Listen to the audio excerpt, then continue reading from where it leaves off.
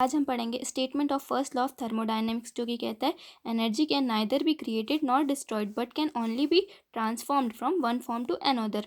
It is also known as law of conservation of energy.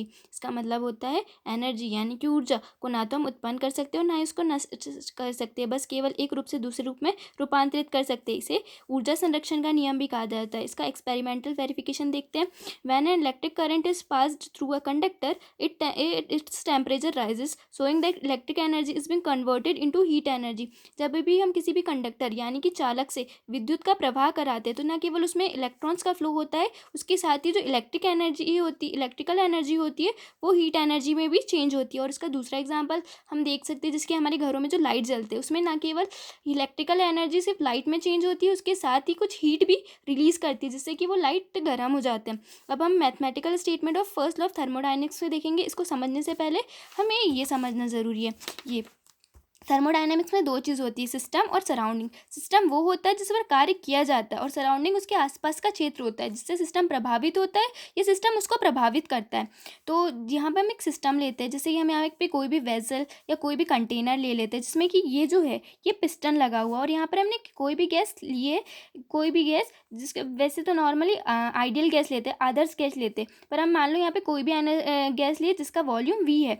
और ये जब हम इसे कोई भी एनर्जी देंगे तो यहाँ की जो गैसेस होंगी वो एक्साइट हो जाएंगी। तो एक्साइट होने के कारण इनका जो प्रेशर है वो ऊपर की ओर प्रेशर लगाएंगे और बाहर का जो एटमॉस्फेरिक प्रेशर होगा वो उसको अंदर की ओर ढकेलने का काम करेगा। परंतु जब हमने यहाँ पे हीट दी है तो यहाँ की एनर्जी ज़्यादा है तो ये उसको ऊपर धकाने की कोशिश करेंगी और बाहर का जो एटमॉस्फेरिक प्रेशर है उसको नीचे लाने का, परंतु ये ज़्यादा है, इसीलिए यहाँ का वॉल्यूम V1 जो है वो बढ़कर V2 हो जाएगा।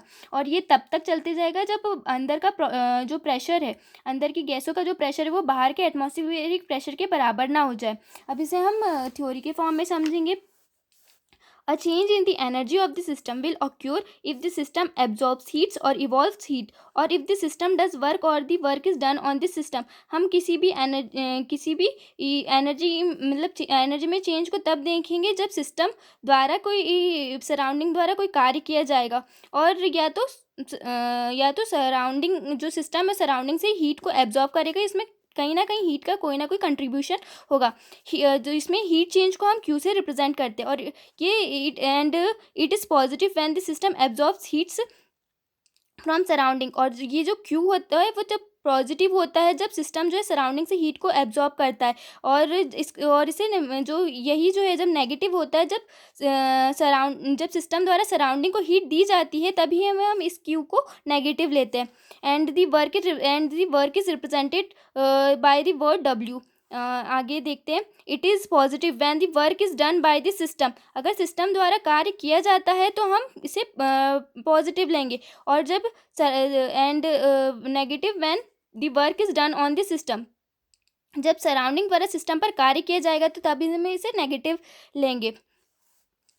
तो अब इसे आगे सॉल्व करने के लिए, let the system be given Q amount of heat, this heat goes to increase the internal energy of the system from UA to UB, and in doing work W by the system on the surroundings, then according to first law of thermodynamics। तो जैसे कि इसमें दिया है कि हमने Q amount of heat, जैसे कि मैंने यहाँ बताया था, इसको दिया तो इसकी इंटरनल एनर्जी में चेंज हुआ, तो यहाँ पे जो प्रेशर है वो आगे बढ़ने की कोशिश किया और उसका जो बाहर का जो एटमॉस्फेरिक प्रेशर है वो उसको दबाने की कोशिश किया। तो इसी के लिए हम इसको मैथमेटिकल फॉर्म में देखेंगे। Q is equal to UB minus UA plus W।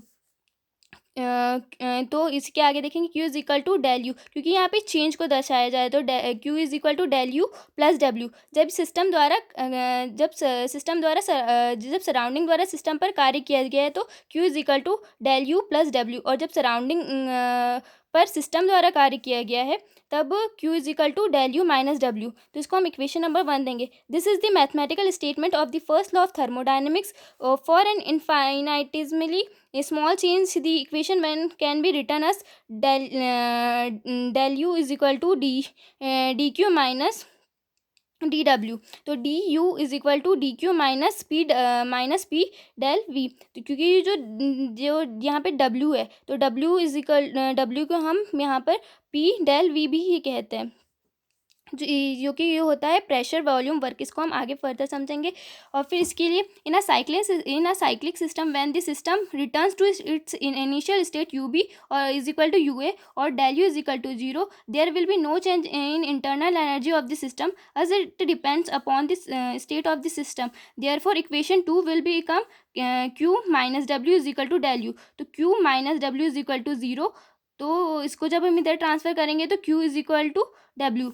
जब दोनों प्रेशर बराबर हो जाएंगे या तो यहाँ की इंटरनल एनर्जी है वो ज़ीरो हो जाएगी, तब हमारा जो हीट जो दिया जाएगी और वो जो किया हुआ कार्य वो दोनों ही बराबर हो जाएंगे। यही हमें फर्स्ट लॉ ऑफ थर्मोडाइनमिक्स बताता है।